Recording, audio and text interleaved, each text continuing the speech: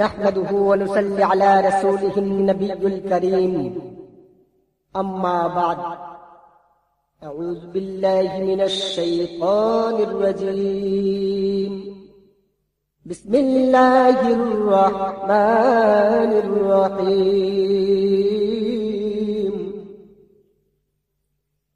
أرأيت الذي يكذب بالدين فذلك الذي يدع اليتيم ولا يحض على طعام المسكين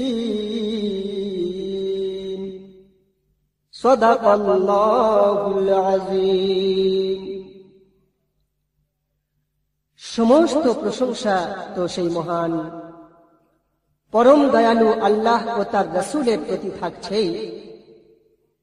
তারপরে পরেই আপনাদের অর্থাৎ শত সহস্র আমার ক্যাসেট প্রেমিক শ্রোতাদের প্রশংসা না করে পারলাম না, যারা এই অধম মোহাম্মদ আসলাম হাবিবের ক্ষুদ্র মুখের মিশ্রিত বাণী, প্রথম নসিহত ভরা বয়ান, কবি গুলজার সিপাহের অক্লান্ত পরিশ্রমের যে ফল অর্থাৎ মা ফাতেমার সংসার নামক ক্যাসেটের মাধ্যমে শুনে দিক বিদিক থেকে আরো ওই ধরনের বয়ানের ক্যাসেট শোনার আগ্রহ প্রকাশে কোম্পানি বাধ্য হয়েছিলেন আবার দ্বিতীয় ভাগ রিলিজ করতে, যে ক্যাসেটের নাম মা ফাতেমার সংসার ভলিউম 2।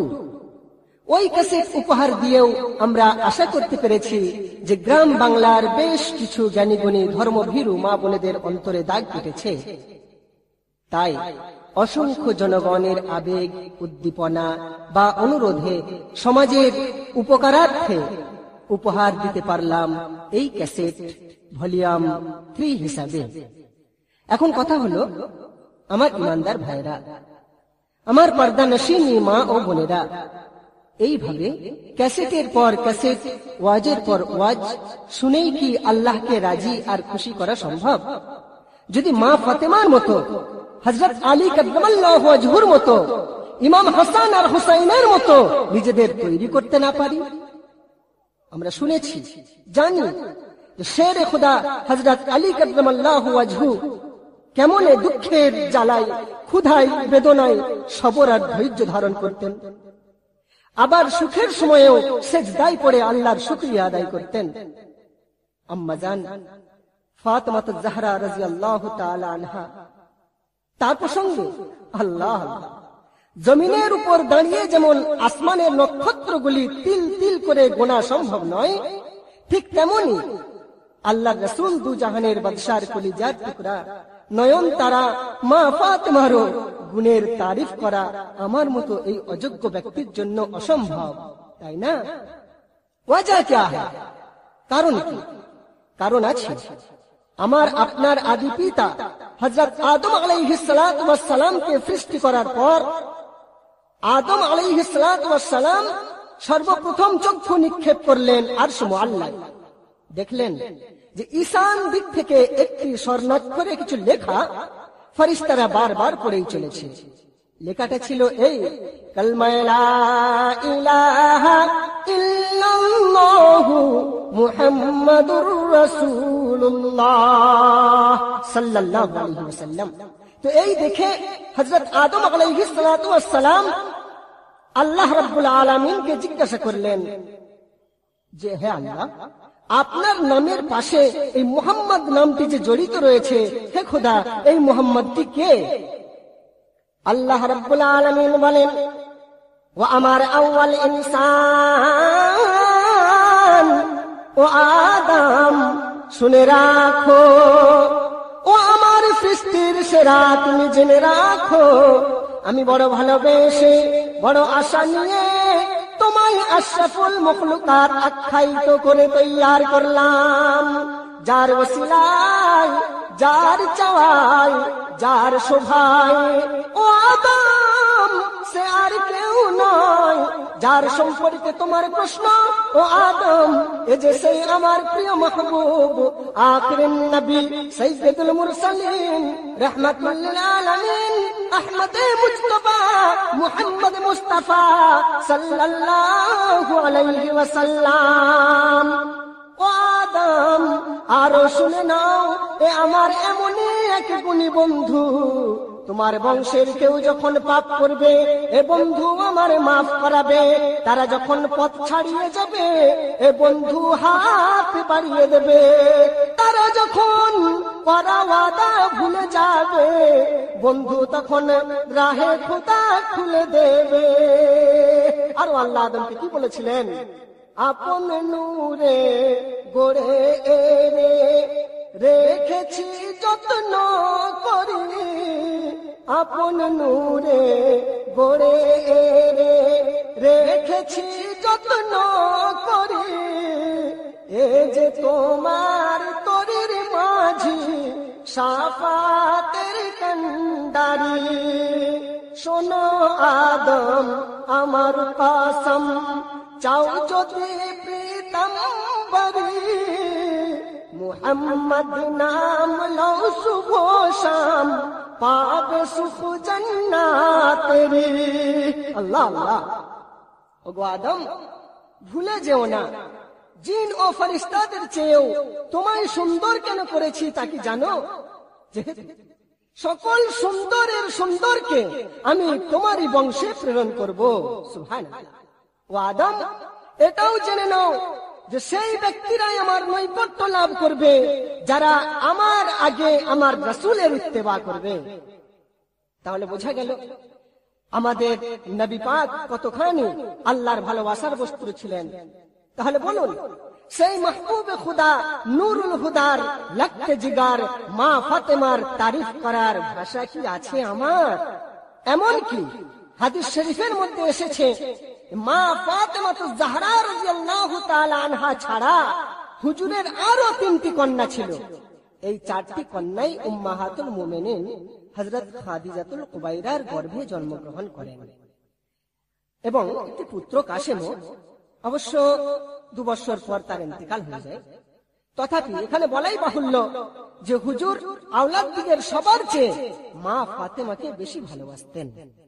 একদিনকার ঘটনা, আল্লাহর নবী হুজুর আকরাম সাল্লাল্লাহু আলাইহি ওয়াসাল্লাম কোন এক বিষয় নিয়ে খুব চিন্তিত হয়ে হুজরা মুবারকে মুরাকাবায় বসেছিলেন। পানাহার সব বন্ধ ছিল। সেই সময় জীবিত 4 জন বিবি নবী পাকের হাসি মুখ দেখার তলে চঞ্চল হয়ে পড়েন। হযরত আবু বকর সিদ্দিক আকবর রাদিয়াল্লাহু তাআলা আনহুর আদরের দুলালি আহলিয়ায়ে রাসূল মা আয়েশা সিদ্দিকা রাদিয়াল্লাহু তাআলা আনহা প্রতিজ্ঞা করে ফেললেন। কি প্রতিজ্ঞা? আজ 3 দিন পরেও যদি স্বামীর হাসি মুখখানা দেখার সৌভাগ্য না হয়, আমি আয়েশা পানাহার ততক্ষণ পর্যন্ত ত্যাগ করে দেব যতক্ষণ পর্যন্ত আমার শেষ দমটুকু বেরিয়ে না যায়। একবার এক একজন বিবিরা নব সিঙ্গার করে নবী পাকের গমগীনতার কারণ জানার উদ্দেশ্যে হুজরা মুবারকে প্রবেশ করতে থাকলো। নবীজি এত বেশি চিন্তায় ছিলেন, কারো কেমন আপিল, কোন আপিল শুনতেই তিনি চাইলেন না। কোন বিবির দিকে ওই সময় মুখ তুলে তাকিয়ে দেখলেন না। অবশেষে নিরাশ হয়ে অশ্রু মুছে আহলিয়াগণ সিদ্ধান্ত করলেন, হায়রে আমরা এমনই হতভাগিনী, আজ সৌভাগ্যবশত আকায়েদ জাহার সহধর্মিণী হয়েও তার ব্যথার ব্যথী হতে তার চিন্তার ভাগ নিতে পারলাম না।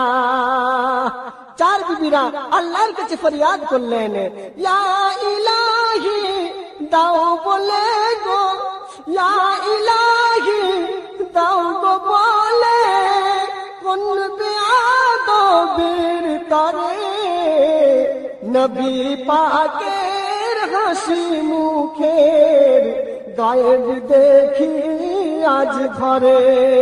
মা আয়েশার মনে পড়ে যায়, কোন বিবি যখন নবীর মুখের হাসি ফোটাতে সক্ষম হতে পারে না, অবশেষে বিকল্প একটা চেষ্টা করে দেখা যাক মনে করে দৌড়ে গিয়ে নবীর নয়নের নিধি কলিজার টুকরা মা ফাতেমাতুজ জাহরা রাদিয়াল্লাহু তাআলা আনহাকে কোলে তুলে নিয়ে স্নেহের চুমা দিয়ে বলতে থাকেন, ও মা ফাতেমা,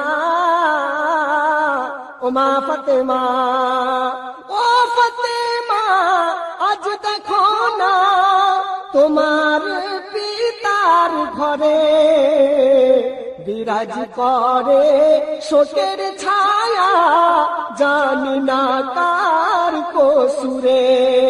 ও মা ফাতেমা, যার হাসিতে সারা দুনিয়া হাসে, যার কান্দনে সূর্য চন্দ্র মেঘাবরণে লুকিয়ে পড়ে, ও ফাতেমা বলো বলো, আমরা তার সঙ্গিনী হয়ে তার গম্ভীরতায় আমরা কতখানি সুখ পেতে পারি? সম্ভব কি? দোহাই তোমায় ও ফাতেমা, বলো তুমি একটি বার,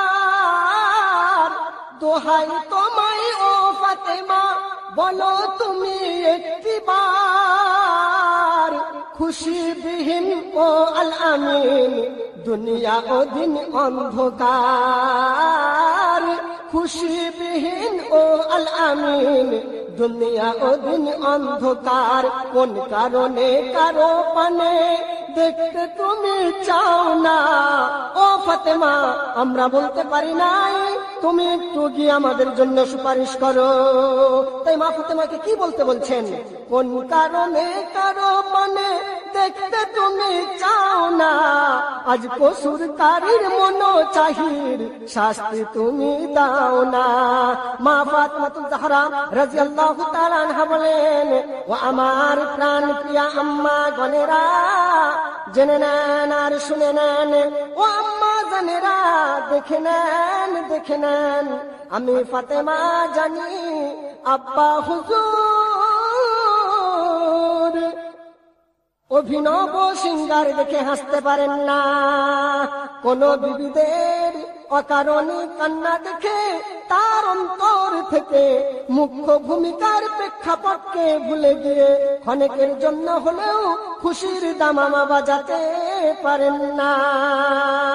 ও আম্মা জানেরা, আপনারা যথাসাধ্য তার কাছে গিয়ে হুজরা পাকে প্রবেশ করেও আমার আব্বা হুজুরকে খুশি করতে পারলেন না।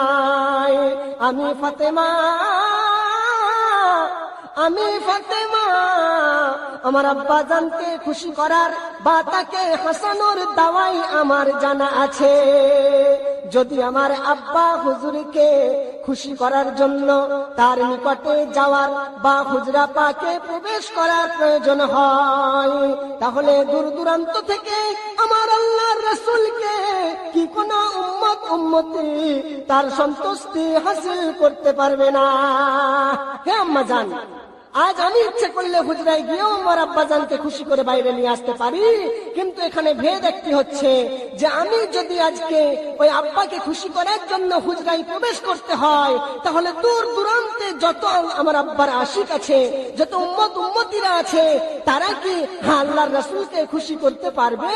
সবার দ্বারা সম্ভব হবে কি? তাই মা ফাতেমাতুজ জাহরা কি করলেন?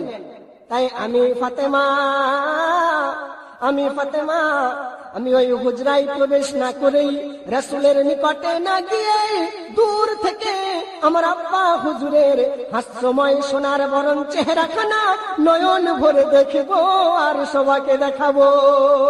তাহলে এই দৃশ্যের কথা হাদিসের পাতায় অমর হয়ে থাকবে, আর तमाम বিশ্বের কোনা কোনা থেকে এই ট্যাবলেট প্রয়োগ করে নবীর উম্মত উম্মতিরা দূর বহু দূর থেকে তার সন্তুষ্টি হাসিল করতে পারতে সক্ষম হবে।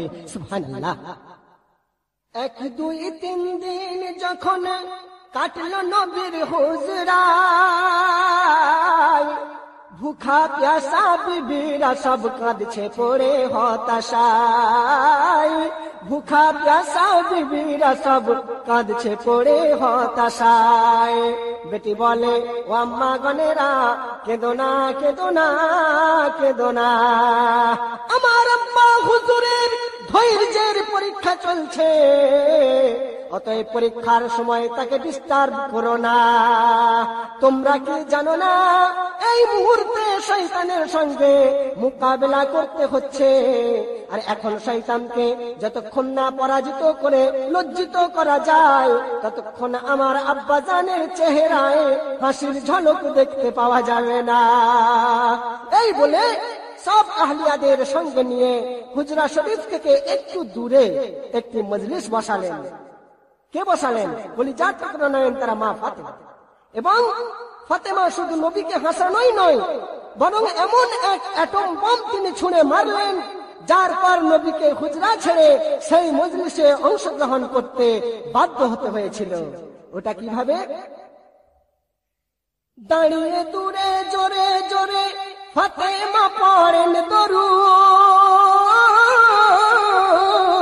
দাঁড়িয়ে দূরে জোরে জোরে ফাতেমা পড়েন দরুদ, তখন মুচকি হেসে সে মজলিসে নবীজি হলেন মৌজুদ, মুচকি হেসে সে মজলিসে নবী হলেন মৌজুদ। আল্লাহর রাসূলের উপস্থিতি দেখে সকল বিবিগণ অবাক বিস্ময়ে আবির্ভূতা হয়ে স্বামীর কদম খানা জড়িয়ে ধরলেন। নবীজি তখন বললেন, সবার মাঝে করেন বয়ান দাঁড়িয়ে নবী দুজাহান, সবার মাঝে করেন বয়ান দাঁড়িয়ে নবী দুজাহান, ভালোবাসি সবার বেশি কেন দেখে লও প্রমাণ, আমি ভালোবাসি সবার বেশি কেন দেখে লও প্রমাণ, দরুদের কি মর্তবা আজ তোমরা জানো না, ও গো দরুদের কি মর্তবা আজ তোমরা জানো না, আর দরুদ পাঠক পাবে বেশাক নবীর পায়মানা, দরুদ পাঠক পাবে বেশাক নবীর পায়মানা। যাই হোক ভাই, এটা আবার নসিহতের দিকে চলে যাচ্ছে। এখন কথা হলো ফজিলত বা আমলে সবক সম্পর্কে আজকে আলোচনা করতে আমায় বলা হয়নি। আল্লাহ চাইলে পরের বারে দেখা যাবে। আজ আমায় যাদের সম্পর্কে আলোকপাত করতে অনুরোধ করা হয়েছে তারা হলেন আলে রাসূল, অর্থাৎ হুজুর সাল্লাল্লাহু আলাইহি ওয়াসাল্লামের আওলাদদের নিয়ে। হুজুর সাল্লাল্লাহু আলাইহি ওয়াসাল্লামের কয়জন সন্তান ছিলেন সে সম্পর্কে মতবাদ আছে। সর্বাবিদ সম্মত অভিমত হলো যে তাহার সন্তানের সংখ্যা ছিল 6 জন। তার মধ্যে পুত্র সন্তান ছিলেন হযরত ইব্রাহিম ও হযরত কাসেম, এবং কন্যা সন্তান ছিলেন হযরত ফাতেমা, হযরত জয়নাব, হযরত রুকাইয়া ও হযরত উম্মে কুলসুম। ইবনে ইসহাকের মতে তৈয়ব ও তাহের নামে আরো 2টি সন্তান জন্মলাভ করেছিলেন। এই হিসাবে পুত্রের সংখ্যা ছিল 4 জন, কন্যার সংখ্যাও 4, মোট 8 জন। আবার কোন কোন বর্ণনায় দেখা যায় যে পুত্রের সংখ্যা 4 জন, কন্যার সংখ্যা 8 জন, মোট 12 জন। তবে সকল বর্ণনাকারী একমত হয়েছেন যে কন্যার সংখ্যা ছিল মোট 4 জন। এর মধ্যে কাসেম ও কন্যা 4 জন হযরত খাদিজার গর্ভে, এবং হযরত ইব্রাহিম মারিয়া কিপ্তিয়ার গর্ভে জন্মলাভ করেন। এতখানি কিতাবের মধ্যে পাওয়া যায়। যাই হোক, এখন কারো মনে প্রশ্ন জাগতে পারে যে হুজুর পাকের এত সন্তান সন্ততি থাকা সত্ত্বেও আমরা আর সবাইকে ছেড়ে মা ফাতেমাকে নিয়ে এত বেশি মাতামাতি করছি কেন, তাই না? আমি সেই ভাইদের লক্ষ্য করে বলি, হে আমার বিচক্ষণ ভাবুক ভাই সকল, একটু ভেবে দেখুন না, হুজুর সাল্লাল্লাহু আলাইহি ওয়াসাল্লামের 4 কন্যার মধ্যে মোহরে নবুয়ত দেখার সুযোগ কজন পেয়েছে? শেরে খোদার বিবি হওয়ার সুযোগ কজন পেয়েছে? কার বুকের মানিক ইসলামের সুশীতল ছায়াদানি চাঁদওয়াকে উন্মুক্ত রাখার স্বার্থে কলিজার তাজা রক্তকে কারবালার মরুভূমিতে সমুদ্রের স্রোতের ন্যায় প্রবাহিত করে দিয়ে তিলে তিলে 3টে শহীদের ঋণকে পরিশোধ করলেন? সেই ইমামগণের মাকে, সেই জননীর শানে কিছু শুনতে কানে বড় ব্যথা লাগে, তাই না? আচ্ছা, মুডকে যদি ঘুরিয়েই নিতে চাই তো কার কথা আলোচনা করব? আমাকে তো আলে রসুলের সম্পর্কিত ফরমাইশ করা হয়েছে। ঠিক আছে, নবীজির আরো এক বেটির কথা আলোকপাত করা যাক, যার নাম ছিল উম্মে কুলসুম। সাহাবায়ে কেরামদের মধ্যে সব থেকে ধনী ব্যক্তি ছিলেন হযরত উসমান গনি রাদিয়াল্লাহু তাআলা আনহু।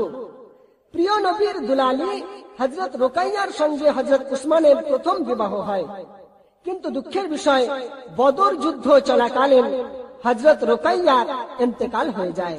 ইন্না লিল্লাহি ওয়া ইন্না ইলাইহি রাজিউন।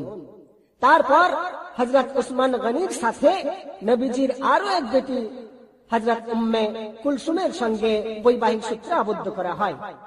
তাই হযরত উসমান গনি রাদিয়াল্লাহু তাআলা আনহুকে জুন্নুরাইন বলা হতো। যাই হোক, এখন যদি মা ফাতেমাকে বাদ রেখে মা উম্মে কুলসুমকে নিয়ে কিছু বলবো মনে করি, তাহলে একদিন তার ঘটনা বলতে হয়। দয়ার নবী দু জাহানের বাদশা, আকায়ে নামদার, তাজদারে মদিনা, দুলহায়ে মদিনা, আহমদে মুজতবা, মুহাম্মদ মুস্তাফা সাল্লাল্লাহু আলাইহি ওয়াসাল্লামের কলিজার টুকরা, নয়নের মনি বেটি উম্মে কুলসুম রাদিয়াল্লাহু তাআলা আনহা তার মালদার ধনবান স্বামী হযরত উসমান গনি রাদিয়াল্লাহু তাআলা আনহুকে আরজ করলেন, ওগো স্বামী, ওগো স্বামী। হযরত উসমান গনি বহুদিনের আশা আমার যে, অর্থাৎ উসমানের বিবি বলছে, উম্মে কুলসুম বলছে স্বামীকে, কি বলছে? বহুদিনের আশা আমার যে আমাদের পিতৃকুলের মাতৃকুলের নতুন পুরানো দূরের কাছের সকল আত্মীয় স্বজনদের দাওয়াত করে এ দরবারে শাহী খানা আহার করিয়ে তৃপ্তি সহকারে তাদের নিকট হতে কিছু দিলি দোয়া নেব। ওগো স্বামী, আমি জানি আমার এই ক্ষুদ্র আপিল নামা আপনি মঞ্জুর করে দাওয়াত দেওয়ার কাজে ঝাঁপিয়ে পড়বেন, কেননা মাত্র কয়েক হাজার মেহমানের খিদমত করতে বা করাতে আপনার ভান্ডারের দিক লক্ষ্য করে আপনি কৃপণতা করতে চাইবেন না। ইসলামের খলিফা হযরত উসমান গনি রাদিয়াল্লাহু তাআলা আনহু পতিপরায়ণী সেই স্ত্রীর মুখে আত্মীয় আপ্যায়নের কথা শুনে আনন্দে উৎফুল্ল হয়ে দাওয়াতের কাজে লেগে পড়লেন। একদিনে 2-4 আত্মীয়দের দাওয়াত করতে করতে অনুষ্ঠানের দিন আগিয়ে এলো। একদিন পূর্বে দেখা গেল যে সমস্ত আত্মীয়দের দাওয়াত করা হয়েছে, বাকি রয়ে গেছে কেবলমাত্র উম্মে কুলসুমের একটি বোন যার নাম ফাতেমা। হযরত উসমান গনি রাদিয়াল্লাহু তাআলা আনহু চিন্তায় অস্থির হয়ে পড়লেন। তার এই দুশ্চিন্তার অবসান ঘটানোর জন্য বিবি কুলসুম বলেন, ওগো স্বামী, আমার বোন ফাতেমার জন্য এত বেশি চিন্তা করতে হবে না, কারণ ওই মিশ্র গরিব বোন বা তার আওলাদরা এই ভোজনে যদি নাই পাইল তো কি আসে যায়। এমন মনোভাবের নারী পুরুষ আগেও ছিল, এখনো আছে, আগামীতেও যে থাকবে না সে কথাও বলা যায় না। যাই হোক, মুহাম্মদ মুস্তাফার 2 বেটির কাহিনী, এক দামাদ শেরে খুদা আর এক দামাদ উসমান গনি, এক দামাদ শেরে খুদা আর এক দামাদ উসমান গনি, এক বেটি উম্মে কুলসুম আর এক বেটি ফাতেমা, এক বেটি উম্মে কুলসুম এক বেটি ফাতেমা। আজ গরিব বলে সেই ফাতেমা দাওয়াত পেল না, আজ গরিব বলে সেই ফাতেমা দাওয়াত পেল না। মা ফাতেমার জীবন চরিত দেখলে বোঝা যাবে যে ওই 4 নবী দুলালির মধ্যে রূপে গুণে মা ফাতেমার জুড়ি মেলা ভার ছিল। সুবহানাল্লাহ। নবী সরকার আলম তো ইচ্ছা করলে অমনি এক মালদার পুরুষের সঙ্গে তার বিবাহ দিতে পারতেন। এই জন্যই তো আমানতু বিল্লাহর মাঝে ভাগ্যের উপর বিশ্বাস রাখতে বলা হয়েছে।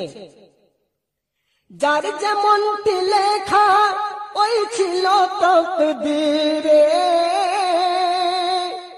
তেমনি সে স্বামী পেল এ দুনিয়া মাঝারে, যার যেমনটি লেখা ওই ছিল তকদীরে। আর তেমনি সে স্বামী পেল এ দুনিয়া মাঝারে, কুলসুমের কি নসিব দোগো ভেবেই দেখো না, কুলসুমের কি নসিব দেখো মুমিন মুমিনা। উসমান গনির ঘরে ধনের অভাব ছিল না, উসমান গনির ঘরে ধনের অভাব ছিল না। হযরত উসমান গনি রাদিয়াল্লাহু তাআলা আনহুকে আল্লাহ রাব্বুল ইজ্জাত এমন শান শৌকত দান করেছিলেন যে মাসে মাসে চাঁদে চাঁদে দুর্বল অসহায় মিসকিনদের ভিড় হতো তার দরবারে। বিবি উম্মে কুলসুমের হাত করে বন্টন করা হতো বেবস্ত্রদের জন্য পোশাক, ভিক্ষুকের জন্য মধু, ছাতু, আটা ইত্যাদি। এদিকে অভাবী নিঃস্ব হযরত আলীর পত্নী নবীর নয়নমণি মা ফাতেমার মনে কি জাগে। ভাই, এক বোন অত কিছু প্রশংসার পাত্রী, আর এক বোনের দরবারে কেউ আসেও না, কেউ চাওয়ার আশাও করে না। এটা সেই নিঃস্ব গরিব বোনের মনে কিছু হওয়া সম্ভব? তো তাই নবীজি ভাবলেন যে আমি তো ফাতেমাকে অনেক বেশি ভালোবাসি, জানি না কুলসুমের ওই সাংসারিক কন্ডিশন দেখে আমার বেটি ফাতেমা কি মনে করে। তাই নবীজি তার মনের উদ্দেশ্য জানার জন্য, বোঝার জন্য নবীজি একদিন ফাতেমাকে জিজ্ঞাসা করলেন। কি জিজ্ঞাসা করছেন? ওমা ফাতেমা, ওমা ফাতেমা, ওই কুলসুমের মতো যদি তোমার সংসার হতো, কত বস্ত্রহীনকে তুমি দান করতে বস্ত্র, কত ভিক্ষাকে ভুক্ষাকে তুমি আহার করাতে, কত প্রশংসার অধিকারিণী হতে। মা গো, যদি তোমার আব্বার দোয়াতে তোমার ভাগ্যের পরিবর্তন আসে, বলো বলো বলো মা, তুমি কি খুশি হবে না? কাকে জিজ্ঞাসা করছে? মা ফাতেমাতুজ জাহরাকে। আর কে জিজ্ঞাসা করছে? আল্লাহর রাসূল দুজাহানের বাদশা নবী সাল্লাল্লাহু আলাইহি ওয়াসাল্লাম। সঙ্গে সঙ্গে আব্বা জানের মুখে মা ফাতেমা তার কোমল হাতের মৃদু চাপ দিয়ে বললেন, আব্বা হুজুর, আব্বা হুজুর, ও কথাটাটুকু না জানে যদি আল্লাহর দরবারে কবুল হয়ে যায়, ও আব্বা জানে ওই উসমানের ঘরের দৌলতের মালিক উসমান নয়, আর কুলসুমও নয়, ওরা তো কেবল বন্টনকারী।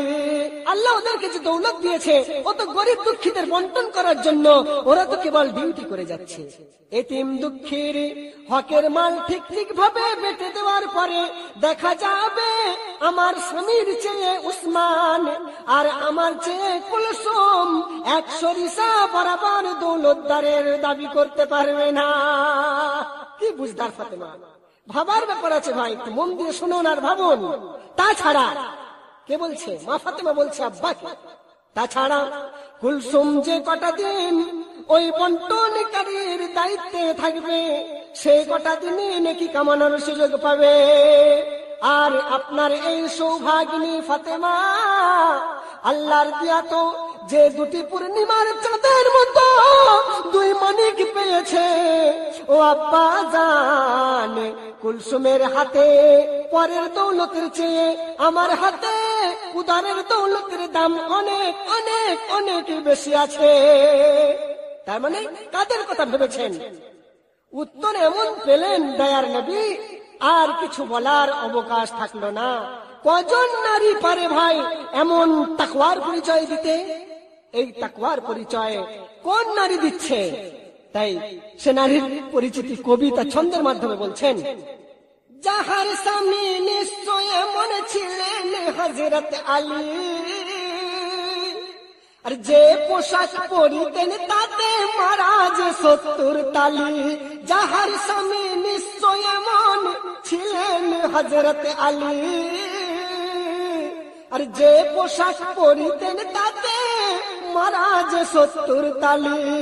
কিন্তু ইলমে আমল কি ভরপুর দেখো না, ও গো ইলমে আমল কি ভরপুর দেখো না, যার গুণের কথা দয়ার নবী করেন বর্ণনা, যার গুণের কথা দয়ার নবী করেন বর্ণনা।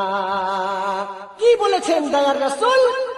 হাদিস পাক প্রমাণ দিচ্ছে, যে ইলমের শহর নবী আলী তাহার দরওয়াজা,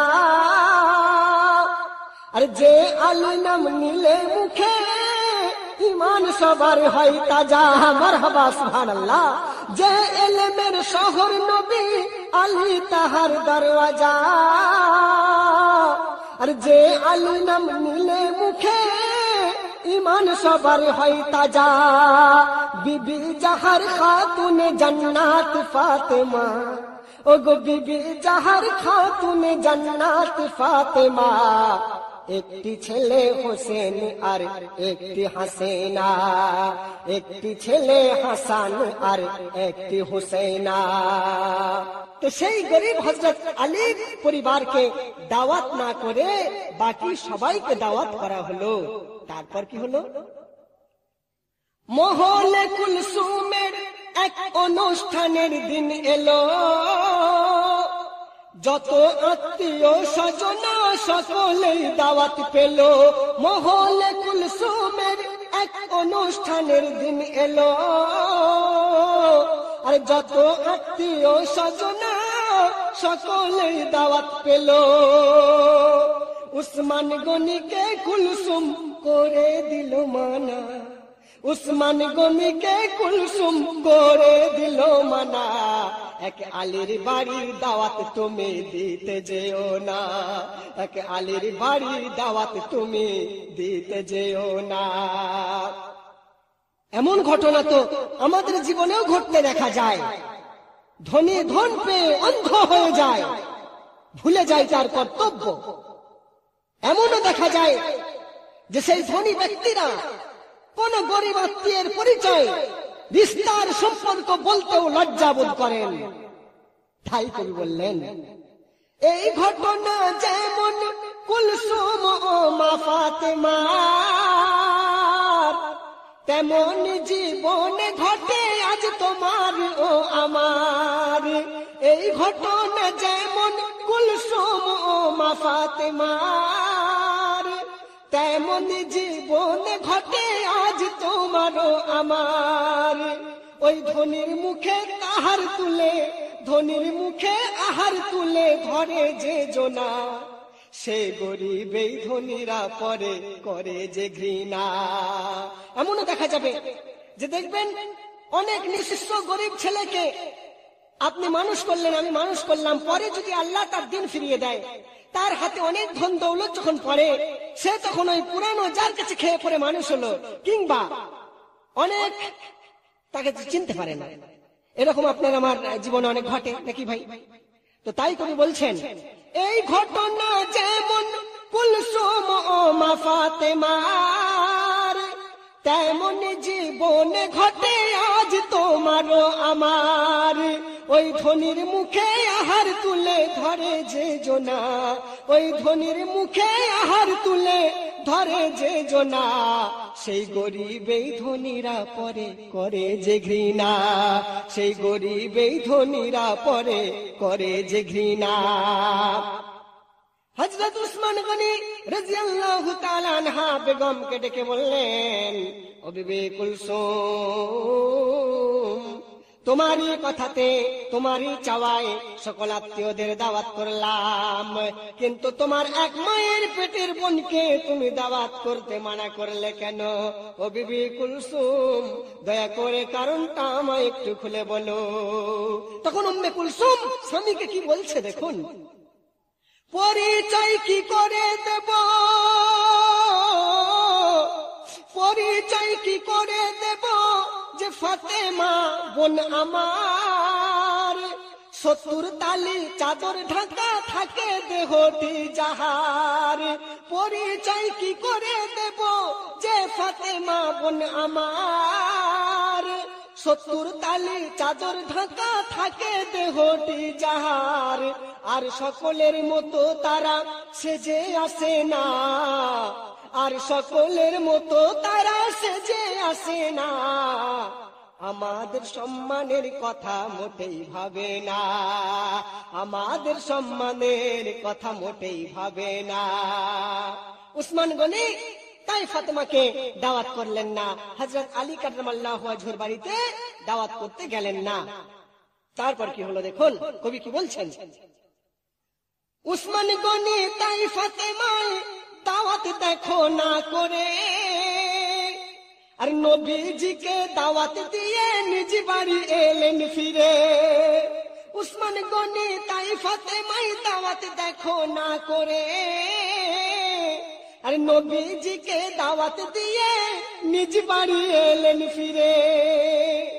মাসুম দুই লাল ইমাম হাসান আর ইমাম হুসাইন নানাজির দরবার থেকে এই দাওয়াতের খবর শুনে ছুটতে ছুটতে এসে আব্বাজান হযরতে ফাতেমাতুজ জাহরা রাদিয়াল্লাহু তাআলা আনহাকে জিজ্ঞাসা করতে থাকেন, মাকে সুধাই এসে হাসান হোসেনা, মাকে সুধাই এসে হাসান হোসেনা, আজ খালার বাড়ির দাওয়াত কেন আমরা পেলাম না, আজ খালার বাড়ির দাওয়াত কেন আমরা পেলাম না। মাসুম বাচ্চাদের কথা শুনে মা ফাতেমাতুজ জাহরা রাদিয়াল্লাহু তাআলা আনহার কলিজা খানা চৌচির হয়ে যায়। ওটা কিছু নয়, ওটা কিছু নয়, তোমার নানাজিকে কোনো কারণে হয়তো ডেকে পাঠিয়েছেন বলে ভুলিয়ে দিতে চেষ্টা করেন, কিন্তু সে কোন হাসান হোসেন? কোনোভাবেই বিচক্ষণ হাসান আর হোসেন মানতে চায় না। একের পর এক আঙুল হিলিয়ে পথের দিকে দেখাতে থাকেন আর আম্মা জানের গলা জড়িয়ে ধরে বলতে থাকে। কি বলছে ইমাম হাসান হোসেন মায়ের গলা জড়িয়ে ধরে? যে মা গো, শুধু তুমি যে বলছো যে তোমার নানাজিকে একাকে কোনো কথা জিজ্ঞাসা করার জন্য দাওয়াত করেছে বা ডেকে পাঠিয়েছে, যদি তাই হয় তো রাস্তা দিয়ে লাইন দিয়ে লোক উসমানের বাড়ি যাচ্ছে কেন? কত জনে দেখেছি মা পথে আজ যেতে, যাচ্ছে তারা খালার বাড়ি দাওয়াতের খানা খেতে, যাচ্ছে তারা ওই খালার বাড়ি দাওয়াতের খানা খেতে, সেই দাওয়াতে আমরা কেন শামিল হব না? মাগো সেই দাওয়াতে আমরা কেন শামিল হব না? আজ খালার বাড়ির খানা কেন আমরা খাবো না? মাগো খালার বাড়ির খানা কেন আমরা খাবো না? এই কথার উত্তর মা ফাতেমা দেওয়ার মতো ভাষা মনে আনতে পারলেন না, শুধু চোখ থেকে অশ্রু গড়িয়ে পড়ছে। দেখে আবার ইমাম হাসান আর হোসেন মাকে বললেন, ঝরঝর করে যখন মা ফাতেমা কাঁদছে হাসান হোসেন চঞ্চল যাওয়ার জন্য, তখন আবার ইমাম হাসান হোসেন মাকে কি বলছে? নয়ন হতে মা ফাতেমার অশ্রু যখন ঝরে, আর দুইটি ইমাম মায়ের কাছে সওয়াল আবার করে। নয়ন হতে মা ফাতেমার অশ্রু যখন ঝরে, আর দুইটি ইমাম মায়ের কাছে সওয়াল আবার করে। কি কারণে? হাসান হোসেন জিজ্ঞাসা করছে, কি কারণে কাঁদছো মাগো মোদের বলো না? কি কারণে কাঁদছো মাগো মোদের বলো না? আজ খালার বাড়ি তুমি মোদের নিয়ে চলো না, আজ খালার বাড়ি তুমি মোদের নিয়ে চলো না। কচি দুই লাল তেল আর কাজল মায়ের হাতে তুলে দিয়ে অনুনয় বিনয় করে বলে, মা গো তাড়াতাড়ি আমাদের সাজিয়ে দাও, জলদি জলদি গুছিয়ে দাও, সবকিছু গুছিয়ে নাও। সারা শহরের সারা নগরের লোকেরা সপরিবারে চলে গেছে। না না না, এখন আর কোনো অভিমান নয়, চলো মা চলো, আজ খালার বাড়ি দাওয়াতের খানা খেতে আমাদের নিয়ে চলো। তখন দুই ছেলেকে টেনে নিয়ে মা ফাতেমা কাছে বোঝাতে চাই কি ব্যথা তার বুকে জমা আছে। দুই ছেলেকে টেনে নিয়ে মা ফাতেমা কাছে আর বোঝাতে চাই কি ব্যথা তার বুকে জমা আছে। মা ফাতেমা ছেলেদের মুখে চুম্বন দিয়ে বুকে জড়িয়ে ধরে বলছে, লাভ কি বলো খেয়ে অসম্মানের খানা, লাভ কি বলো খেয়ে অসম্মানের খানা, গরিবি ভেবেই আজ আমাদের দাওয়াত দিল না, বাবা গরিবি বলেই আজ আমাদের দাওয়াত দিল না, লাভ কি বলো খেয়ে অসম্মানের খানা, গরিবি বলে আজ আমাদের দাওয়াত দিল না, ওগো গরিবি বলে আজ আমাদের দাওয়াত দিল না। আম্মা জানেন এই করুণ পানি শুনে ইমামগণ মাসুম দুই ভাই গমগিন হয়ে যান, নির্বাক হয়ে বসে থাকেন, চোখের পানি মুছে জননী তাদের এই বলে সান্ত্বনা দিতে থাকেন, মা ফাতেমাতুজ জাহরা সান্ত্বনা দেওয়া ছাড়া আর কোনো পথ পেলেন কি? তাই এই কথা বললেন, কি বললেন? সবর ধরো দাওয়াত মোরা জান্নাতেরই পাবো, বাবা সবর ধরো দাওয়াত মোরা জান্নাতেরই পাবো, হেসে হেসে খানা খেতে জান্নাতেতে যাবো, হেসে হেসে খানা খেতে জান্নাতেতে যাবো। বুঝলো মায়ের ব্যথা হাসান হোসেন দুজনা, বুঝলো মায়ের ব্যথা হাসান হোসেন দুজনা, তখন হাসান হোসেন বুঝে কি বলছে, বলে দোহাই তোমায় ও জননী আর তোকে দোনা, দোহাই তোমায় ও জননী আর তোকে দোনা। নিষ্পাপ দুই বাচ্চাদের বোঝাতে পেরে মায়ের ক্রন্দন বন্ধ হয়ে যাওয়ার জায়গায় আরো বাড়তে থাকলো, বাড়তেই থাকলো। এই কথা মনে করে হায়রে ইনসান লা তাখনাতু মির রাহমাতিল্লাহ, আল্লাহর দয়া থেকে কোনো বান্দা বঞ্চিত হয় না, আর বান্দা কেন বান্দারে বঞ্চিত করতে চায়? মায়ের কান্না দেখে কলিজার টুকরা দুই ভাই আবার মাকে এই বলে বোঝাতে থাকে। একটু আগে ছেলেদের মা বোঝাতে চেষ্টা করছিলেন, এখন ছেলেরা মাকে বোঝাতে চেষ্টা করছে। কি বলছে দেখুন, তোমার মতো নসিবে এমন পেয়েছে মাকে বা, খাতুনে জান্নাত পেয়েছো তুমি ওই মর্তবা। সুবহানাল্লাহ সুবহানাল্লাহ। তোমার মতো নসিবে এমন পেয়েছে মাকে বা, খাতুনে জান্নাত পেয়েছো তুমি ওই মর্তবা। আর শেরে খুদার পত্নী হয়ে দুঃখ পেও না মাগো, শেরে খুদার পত্নী হয়ে দুঃখ পেও না। ওই অসম্মানের খানা খেতে আমরা যাব না, ওই অসম্মানের খানা খেতে আমরা যাব না। কুলসুমের বাড়ির দাওয়াত হাইকে খেলো না, কুলসুমের বাড়ির দাওয়াত হাইকে বা খেলো না। এক গরিব বলে মা ফাতেমা দাওয়াত পেল না, এক গরিব বলে মা ফাতেমা দাওয়াত পেল না। হায়রে নওয়াজে রাসূলদের যাওয়ার পথ যখন অবরোধ করা হলো, তখন সাথে সাথে কুলসুমের বাড়ির জন্য আল্লাহর রহমতের ওই রুকাউট পড়ে গেল। আর কাহাকেও তৃপ্তি সহকারে কুলসুমের হাতের খানা আহার করতে হলো না। যত আত্মীয় স্বজন এসেছিল কাউকে আর খানা তৃপ্তি সহকারে খেতে হলো না। কখন? কুলসুমের বাড়িতে আজ ভিড় যে বেসুমার, কুলসুমের বাড়িতে আজ ভিড় যে বেসুমার। দাওয়াত পেয়ে এসেছে মেহমান হাজার হাজার, দাওয়াত পেয়ে এসেছে মেহমান হাজার হাজার। সেই মেহমানি খিদমতে যেই দিতে যাবে খানা, সেই মেহমানি খিদমতে যেই দিতে যাবে খানা, সেই খানার হাড়ি কয়লা হয়ে আছে দেখো না, সেই খানার হাড়ি কয়লা হয়ে আছে দেখো না। আল্লাহর ওলি সিরাতে মুস্তাকিম যদি থাকতে হয় তো তাদের মধ্যে ছিল, কিন্তু কুলসুম চিনতে পেরেছিল না।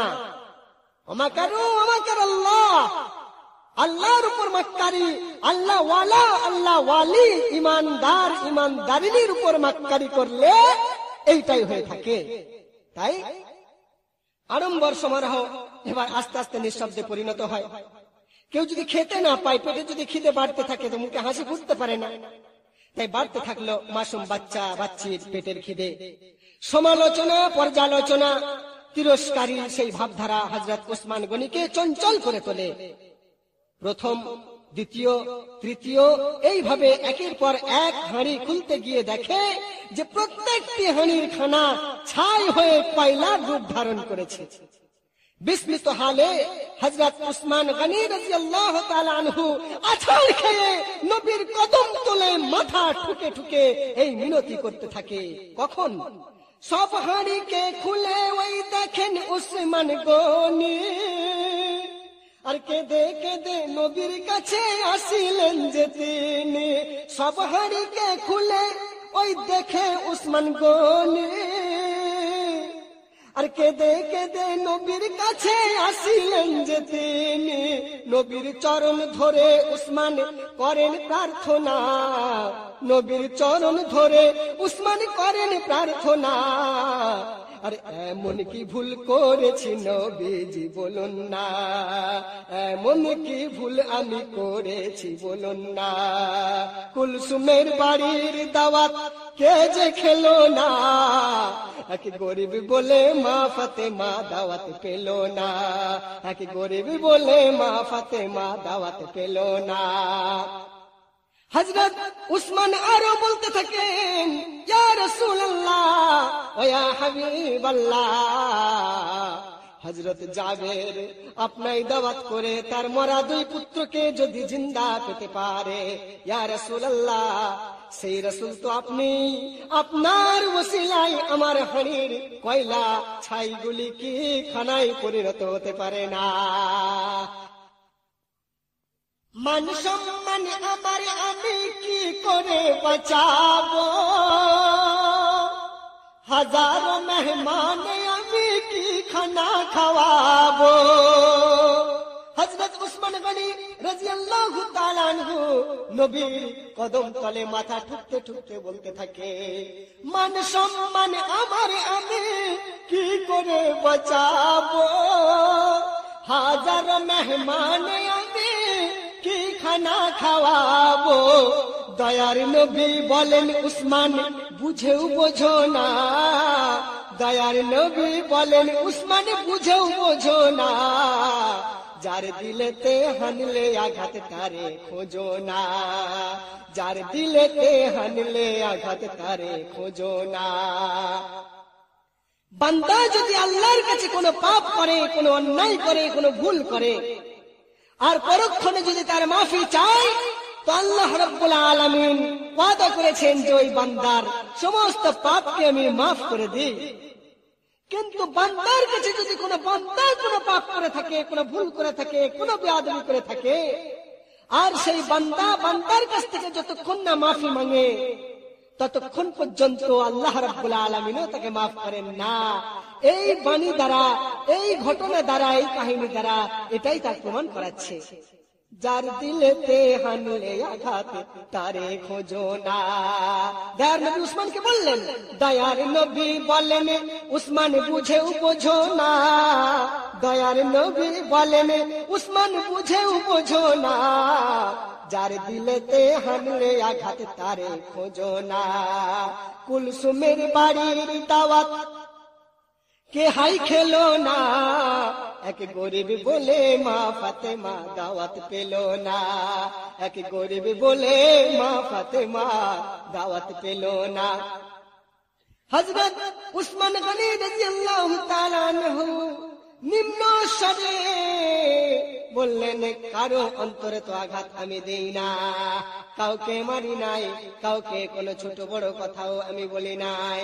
তবে হ্যাঁ, সকল আত্মীয়ের মাঝে একটি গরিব আত্মীয়কে দাওয়াত করা হয় না।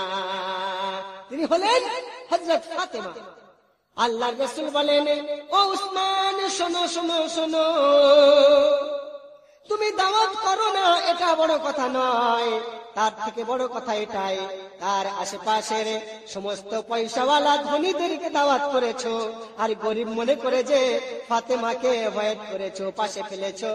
এ ফাতেমার অন্তরে যে দুঃখ লেগেছে, সেই সরল মনের আহাতে কেঁপেছে আরশ যখন, তোমার বাড়ির খানা কয়লা হয়ে গেছে তখন। সেই সরল মনের আহাতে কেঁপেছে আরশ যখন, আর তোমার বাড়ির খানা কয়লা হয়ে গেছে তখন। ওই ইশারাতেই উসমান বুঝলেন ঘটনা, ওই ইশারাতেই উসমান বুঝলেন ঘটনা। সঙ্গে সঙ্গে আলীর বাড়ি তখন তিনি হলেন রওয়ানা, গো আলীর বাড়ি তখন তিনি হলেন রওয়ানা। স্বামী স্ত্রী উসমান আর কুলসুম দুজনেই চলেছে হযরত ফাতেমা জাহরা রাদিয়াল্লাহু তাআলা আনহার গরিবখানায়। আগে আগে কুলসুম আর পিছে উসমান গনি, মা ফাতেমায় গিয়ে তারা বলিলেন তখনই। আগে আগে কুলসুম আর পিছে উসমান গনি, মা ফাতেমায় গিয়ে তারা বলিলেন তখনই। কি বলছেন? ভুল করে ফেলেছি ও বোন ক্ষমা করো না, ভুল করে ফেলেছি ও বোন ক্ষমা করো না। আশা নিয়ে এসেছি আজ নিরাশ করো না, বড় আশা নিয়ে এসেছি আজ নিরাশ করো না। স্বামী স্ত্রী দুজনে মা ফাতেমার কাছে এই বলে মিনতি করতে থাকেন। কি বলছে মা ফাতেমাকে এসে স্বামী স্ত্রী মিলে? আজ আমাদের বাড়ি তোমায় হবে হবে যেতে, মান আমাদের বাঁচাও তোমার হাতের বরকতে। এতক্ষণে বুঝতে পারলো যে হ্যাঁ, মা ফাতেমার হাতে কোনো বরকত আছে। আজ আমাদের বাড়ি তোমায় হবে হবে যেতে, মান আমাদের বাঁচাও তোমার হাতের বরকতে। আজ যতক্ষণ না তুমি সেইখানে যাবে না বোন, যতক্ষণ না তুমি সেইখানে যাবে না, দাওয়াতের সেই খানা কেউ তো খেতে পাবে না, দাওয়াতের সেই খানা কেউ খেতে পাবে না। এইখানে কিন্তু একটা কথা বলাই বাহুল্য যে মা ফাতেমার মনে আসাই স্বাভাবিক যে তাকে অ্যাভয়েড করে গরিব ভেবে পাশে ফেলে যেসব মেহমানদের দাওয়াত করা হয়েছে তারা যদি খানা খেতে না পেয়ে কুলসুমকে লজ্জিতা করে তো তাতে ফাতেমার কি আসে যায়।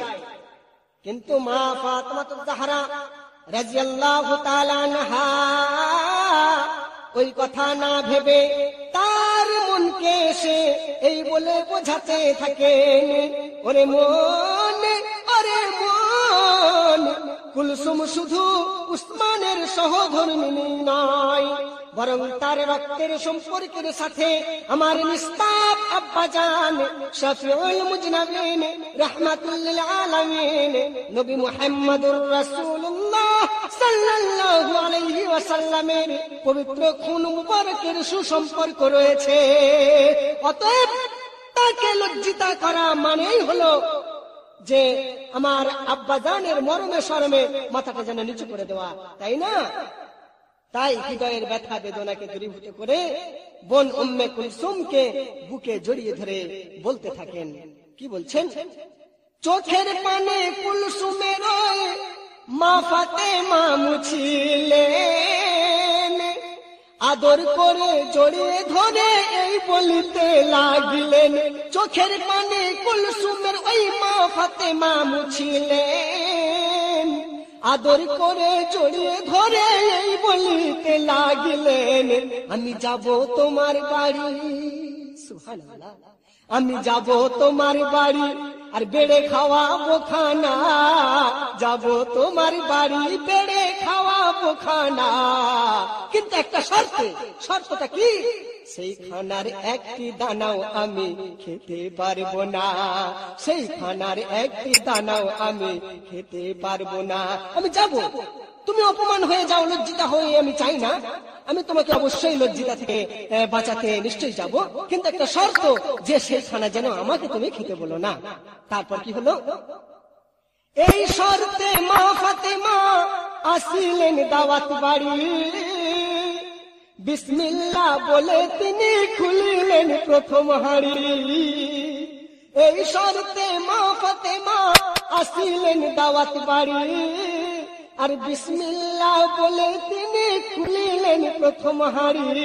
মা ফাতেমার হাতের কি বরকত দেখো না, মা ফাতেমার হাতের কি বরকত দেখো না, যার পরশে কয়লা হলো পুনরায় খানা, যার পরশে কয়লা হলো পুনরায় খানা, যার পরশে কয়লা হলো পুনরায় খানা।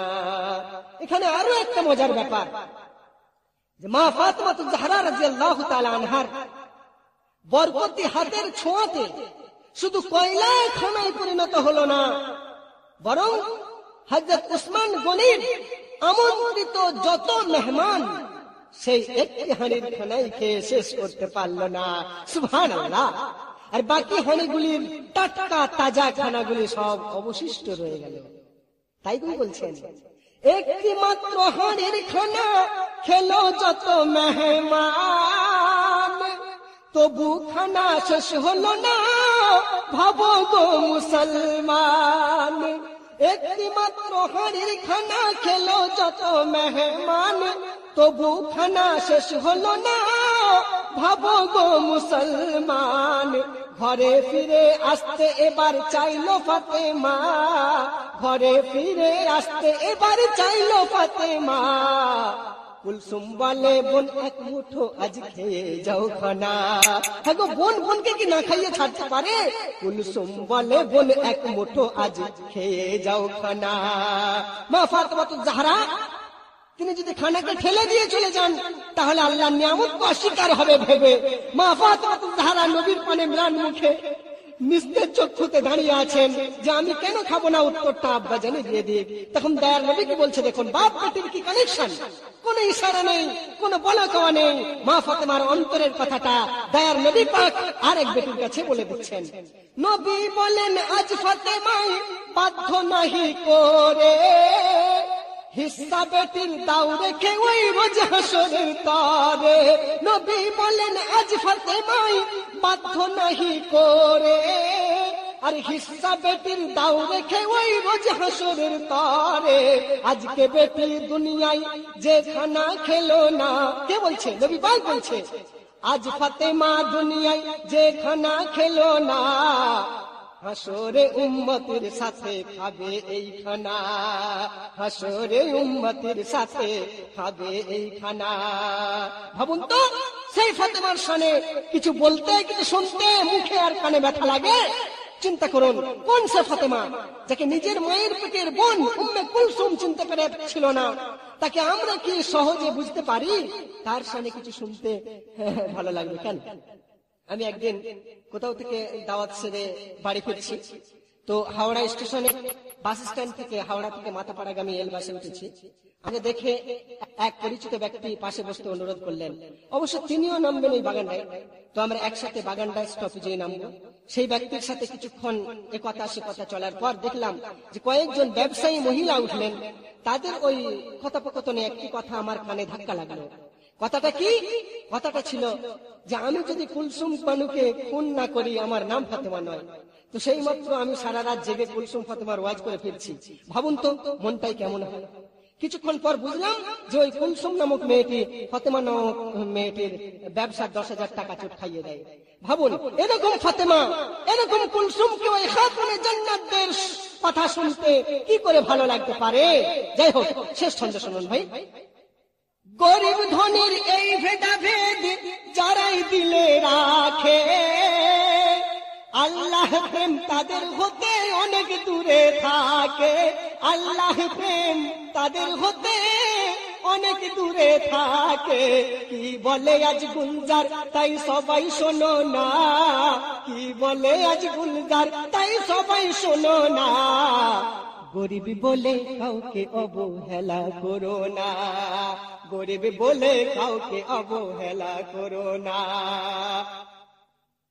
আজ আর নয়, সময় আমার শেষ হয়ে এসেছে। তবে এতক্ষণ যাবত যা কিছু শোনা হলো, এতে যদি সমাজের কোনো কাজে লাগে তাহলে জানবো কবি গুলজার সিপাহীর শ্রম এবং আমার এই মেহনত সার্থক হয়েছে। আপনারা ভলিউম 1 এবং মা ফাতেমার সংসার ভলিউম 2 শুনেছেন। এটা ভলিউম 3 হিসাবে আপনাদের কাছে পেশ করলাম। যদি কোনো ভুল ত্রুটি থাকে আল্লাহর ওয়াস্তে ক্ষমা করবেন। আবার এরকম এক চূড়ান্ত দলিল নিয়ে মা ফাতেমার সংসার ভলিউম 4 এর মাধ্যমে আমি আসছি। শোনার অপেক্ষায় থাকুন। খোদা হাফিজ। আসসালামু আলাইকুম।